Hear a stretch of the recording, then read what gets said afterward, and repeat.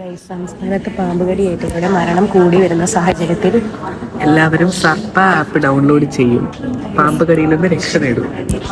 അതായത് ഇത് സംസ്ഥാന ഗവൺമെന്റ് കൊണ്ടുവന്ന ഒരു പദ്ധതിയാണ് സർപ്പ ആപ്പ്. ഇതിനകത്ത് നമ്മൾ പാമ്പിനെ കാണുമ്പോൾ പാമ്പിന്റെ വിവരങ്ങൾ അപ്ലോഡ് ചെയ്യുകയാണെങ്കിൽ അവർ പാമ്പിനെ പിടിക്കാൻ എക്സ്പീരിയൻസ് ആയിട്ടുള്ള ആളുകൾ സ്ഥലത്തെത്തി പാമ്പിനെ പിടിക്കുകയും പിന്നെ അതുപോലെ നമുക്ക് ആൻറ്റിവനമുള്ള പറയടാണ് നമുക്ക് ആൻറ്റിവനം അവൈലബിൾ ആയിട്ടുള്ള ഹോസ്പിറ്റൽസിൻ്റെ ഡീറ്റെയിൽസ് കിട്ടും അടുത്തുള്ളത്.